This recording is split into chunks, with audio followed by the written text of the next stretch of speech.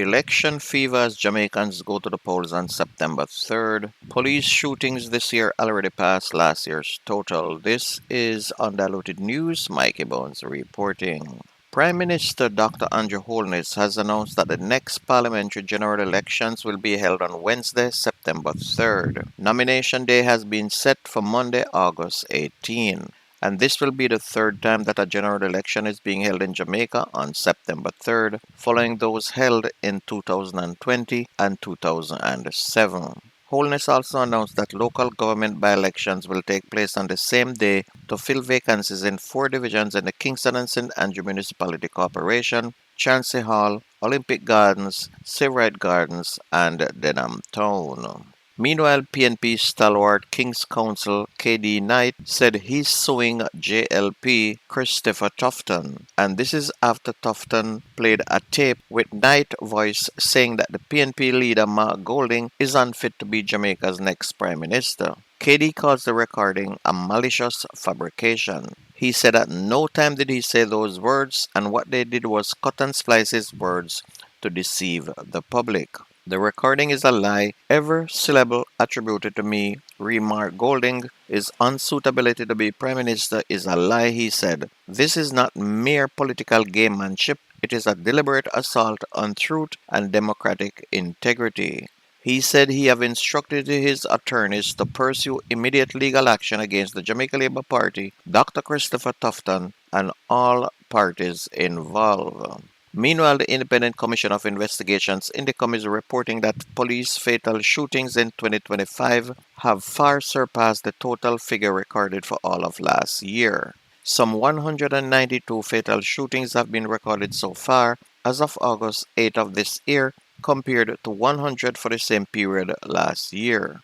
A total of 189 fatal police shootings were recorded for all of 2024, and we have now passed that total in less than 8 months. The police are clearly on an execution mission. And if you have a gun, you're dead, and if you don't have one, you're still dead. Of course, you're going to hear the same story that there was a shootout. Police took evasive action, returned fire, and gunman was shot dead. 10 murders were committed in Jamaica last week, bringing the homicide total to 415 as at August 9th. And this represents a 42% decline in murders year on year, with the country having had 712 murders during the same period last year. The information was outlined in the latest serious crime statistics published by the Jamaica Constabulary Force on Sunday. The St. Andrew South Police Division continues to lead all 19 police jurisdictions in homicides with 50 murders recorded.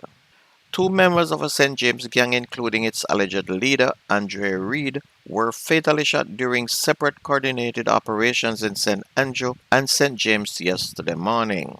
And this was a police retaliation of a gun attack on a police constable and his family in Reading in St. James. The operations were conducted in 7 Miles Bull Bay in St. Andrew and Montego Bay in St. James. Both suspects were already before the courts on charges of murder and were reporting to the police on condition of bail. The police said that Andre Reed, otherwise called Little Zulu, was reportedly fatally shot about 5 a.m. during a confrontation at Shooters Hill in 7 Miles with members of the Area 4 Fugitive Apprehension Team and personnel from the St. James Police Division. An AK-47 assault rifle with a magazine containing 5 rounds was reportedly seized.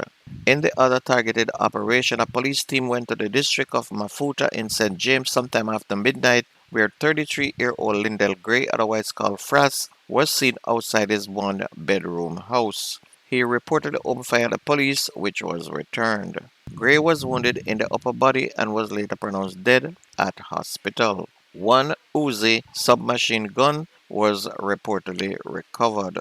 The police said that Reed was the leader of the top junglist Catan Defense Force gang, which operates out of Catherine Mountain, St. James, and Gray was reportedly a member of the same criminal organization. The police said that both suspects operated as guns for hire, and it's alleged that Reed orchestrated the attack on the police constable and his family along the Reading Main Road on the weekend during a motor vehicle deal. The policeman's spouse, 36-year-old Crystal Stevenson, was also killed. The couple's 5-year-old son and the constable remains in hospital. Reed was a known shotter and was arrested and charged for a murder in Paradise Row in September of 2009, but the case was dismissed in October of 2010 due to a lack of evidence. He was also charged in 2013 for a triple murder along the North Gully in St. James. Three people, Rosemary Reed, Keith Graham, and Romaine Horton, were shot and killed in that attack. Onto sports, Jamaica Reggae Boys striker Mikel Antonio's 10-year spell at West Ham is over after the club decided not to offer the 35-year-old a new contract. The forward has not played since being involved in a serious car crash in December, which left him with a badly broken leg. Antonio is the club's all-time top goal scorer in the Premier League and netted 83 times in total during 323 appearances. Meanwhile, back in Jamaica, Fraser's Whip have won their third consecutive Jamaica Women's Premier League title, capping off their unbeaten season with a commanding 4-1 victory over Cavaliers at the Asherdime Stadium on Saturday. League MVP and Golden Boot winner Davia Richards proved her worth again in the finals, scoring a brace in the 12th and the 53rd minute to end the season with a remarkable total of 45 goals. Destiny Powell, meanwhile, who has also been equally outstanding this season, chipped in with a double as well. And in the third place playoff, which is led by Swain Gregory, two-timer, Arnett Gardens came out on top, beating Los Perfectos 3-1.